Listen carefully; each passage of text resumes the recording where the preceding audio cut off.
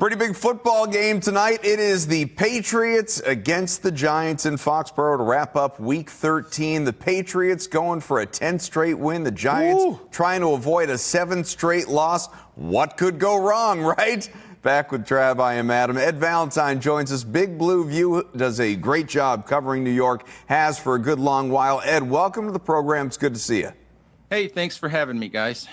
So, you know, we got a 7.5 point spread. I don't want to dive into all things Vegas with you, but I'll tell you, for anyone out there that does bet, interesting, sort of chaotic week in the NFL. You had a lot of underdogs either keeping games close, covering the number, or winning outright. Is this going to be another case where the Giants maybe surprise the Patriots a little bit and, at the very least, if they don't win, hang around?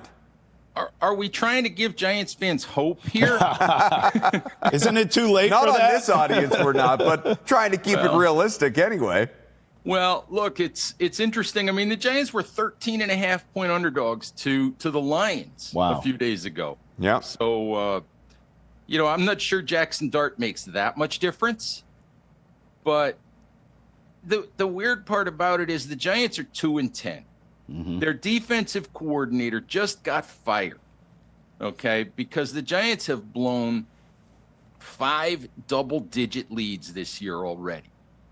And the problem with that is, or the part about that is that's so weird, is they have to be good enough to get those leads.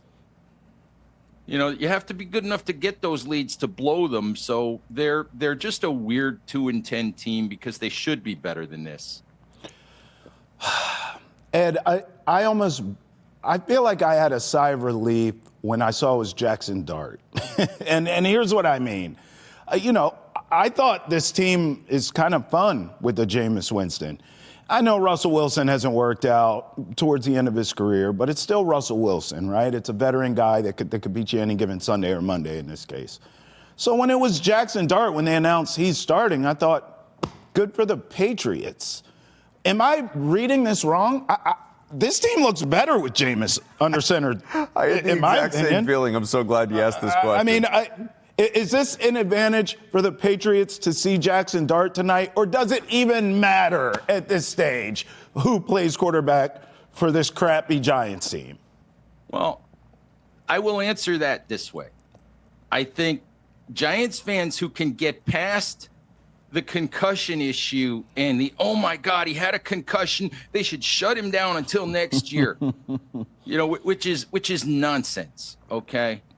Giants fans who can get past that are happy to see Jackson Dart playing, all right? Jackson Dart has been really, really good so far this year. Now, there's always the sooner or later he's going to have one of those rookie games. I don't think he's going to go Max Brosmer, all right? But sooner or later, he's going to have one of those 8 for 25, 3 interception rookie games. But he hasn't had one of those yet. He's been really good. He's provided a lot of energy. And we talk about Jameis Winston with energy, and Jameis was fantastic. All right, but Mike Kafka is an interim head coach. And if Mike Kafka is going to get a fair shot at getting the long-term gig as head coach, I think we have to see him with Jackson Dart without Brian Daboll as an intermediary. I think, you know, Jackson Dart brings an element with his legs. He's he can make plays, you know, moving around in the pocket.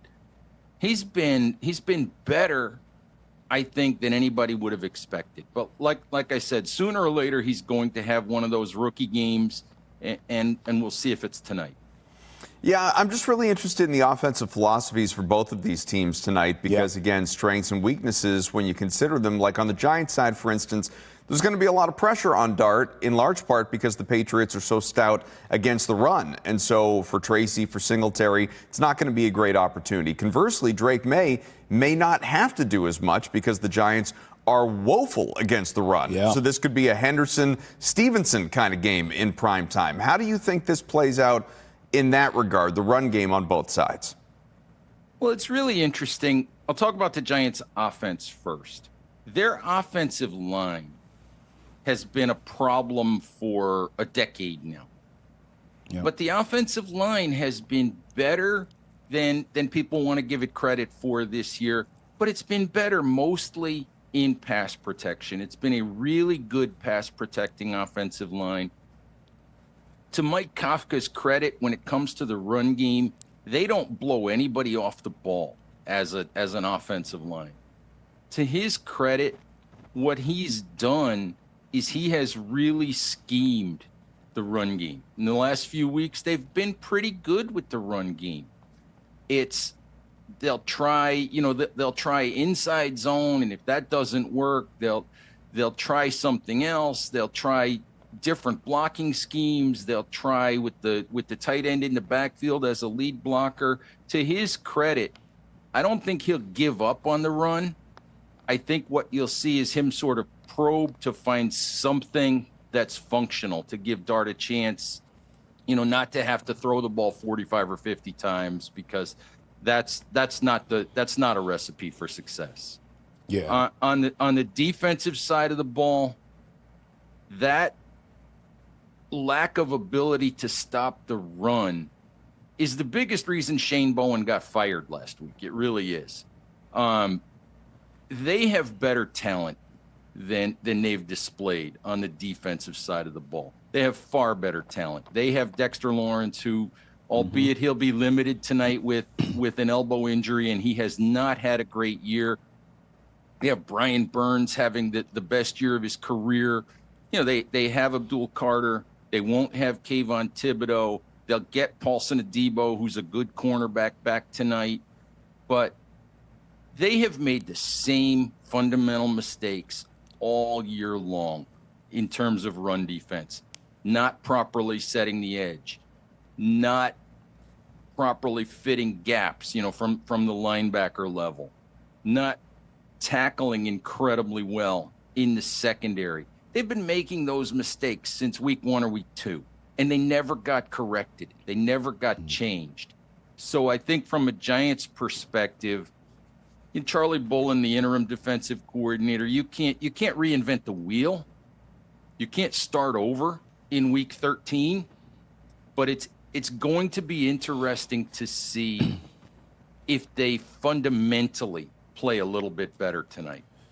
Ed, I actually have a Patriots question for you, but now I want to follow up on something you said. The cupboard's not bare here with the Giants, particularly on the defensive end. I mean, you named all those players. I would almost look at that Giants head coaching gig as a gold mine for some damn body coming in there, because you could coach them up, and then you got to figure out the offense. Who do you think's going to get that job? Would you make a Bill Belichick saying, I'm not interested, as if? Okay, please, Ed. And also, is his name Joe Shane? Like, how does the GM, how does he survive this? How in the hell does he not get fired? And then I'll ask you Patriots. This is my last Giants question. I'm sick of talking the Giants. Well, let me start with the Joe Shane part of that. All right. I don't know if he survives it, okay? Oh. I don't know, all right? He's still there right now. But, look, if they go 2-15, if they don't win another game, I'm not sure that the argument that, well, they have more talent and than they've shown, and it's been the coaching staff's fault. I'm not sure that holds up anymore. And look, Joe has made his share of mistakes. I think every GM makes mistakes along the way. But we'll see what happens when we get to the end of the season. I'm not convinced that Joe gets to stay. I think he will get to stay. And I think in terms of pairing him with a head coach, if Joe's going to get to stay, I favor the idea of finding an experienced, quality head coach. And it's weird. Tonight is weird because I've written this at Big Blue View. I look at the Patriots as the template for what the Giants want to be a year from now. I think there's enough talent there that if they get the right head coach who can come in. And one of the problems with the Giants has been, in my view, lack of accountability. Yep. Okay, has been guys saying and doing things that should have been corrected. Okay, like Abdul Carter got sat down a couple of weeks ago by interim coach Mike Kafka, and he got sat down for missing a walkthrough. Okay, and the word that we've been getting is this has been a problem all year that wasn't addressed. Okay, and last year when Deontay Banks had some effort issues on the field, that wasn't addressed either. The defensive backs coach who tried to address it, who tried to confront Deontay Banks about it, got fired. The player didn't get held accountable. The coach got fired. And so you have an issue with the Giants where there's been a lack of accountability, a lack of standards, a lack of culture, if you want to use that word. Well, the Giants need their own they need their own version of Mike Vrabel. Okay, I'm glad you said that, Ed, because that's where I'm going for my last question to you. We got 2 minutes left. I was going to ask if you're surprised with the Patriots' success, but it sounds like you're so pro Vrabel. Did you see this coming, Ed?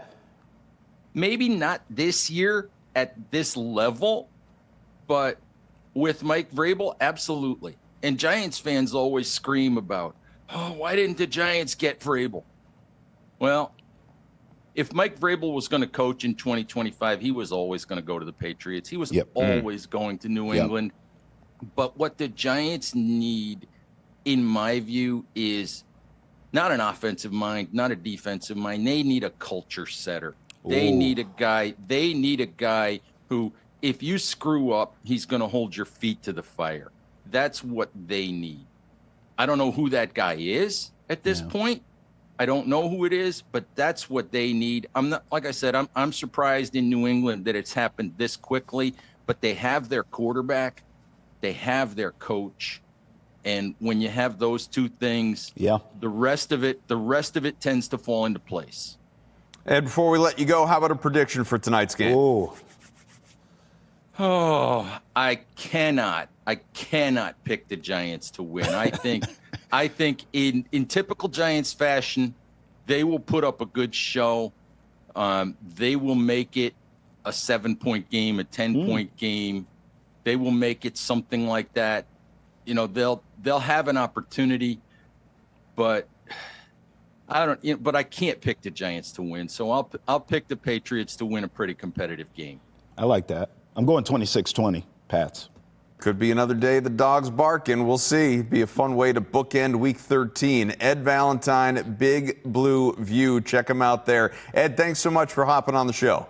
Hey, thanks for having me, guys. Appreciate it.